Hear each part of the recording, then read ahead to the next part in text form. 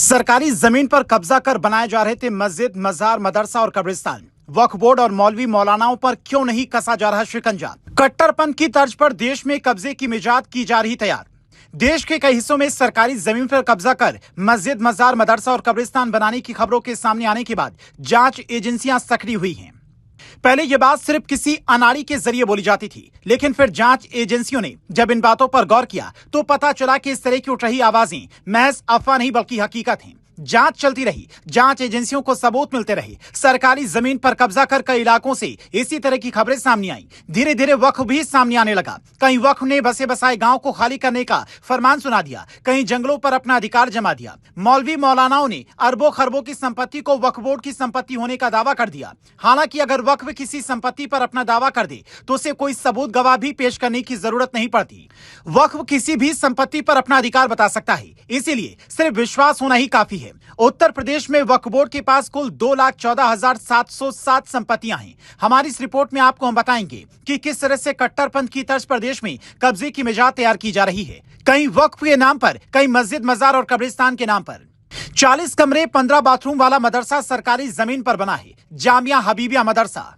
UP के प्रयागराज में पौष इलाके अतुर सुइया में आलीशान मदरसा 100 करोड़ रुपए की कीमत का बताया जा रहा है। मदरसे के परिसर में 40 कमरे, 15 बाथरूम, छात्रों का hostel, service quarter, 4 entry gate के अलावा पार्किंग एरिया भी है। यह मदरसा भी सरकारी जमीन पर कब्जा कर बनाया गया है।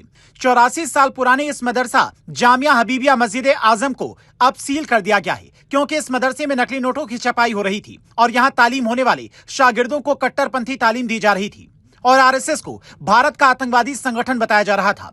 हालांकि पीडीए ने इस मामले पर सख्ती दिखाते हुए कार्रवाई की और मदरसे को सील कर दिया और अब उस पर बुलडोजर चलाने की भी तैयारी हो चुकी है। मदरसों पर मार्च 2024 में एसआईटी की रिपोर्ट ने किया था हैरान।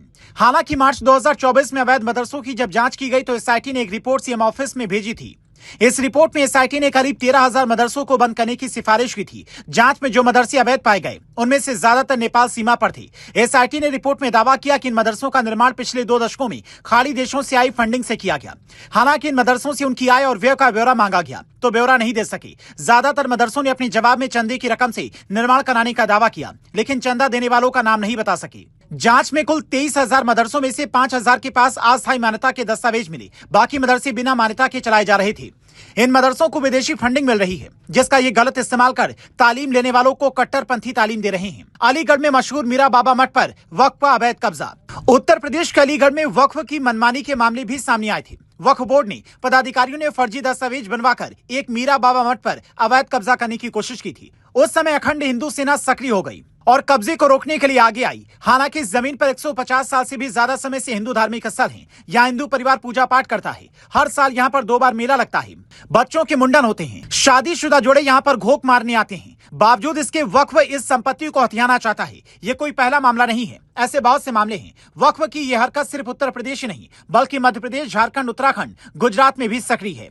और तो और तमिलनाडु में तो वक्फ बोर्ड ने कई मंदिरों समेत बसे बसाए गांव पर भी अपना हक जमा दिया है और गांव को खाली करने का नोटिस भेज दिया है। बता दें कि उत्तर प्रदेश समेत देश के कई राज्यों में इसी तरह के हालात देखने को मिल रहे हैं। कहीं सरकार की खाली जमीनों पर मदरसा, मस्जिद, कब्रिस्तान बनाए जा रहे हैं तो कहीं अच्छे खासे बसे बसाए इलाकों पर वक्फ अपना हक जमा रहा है।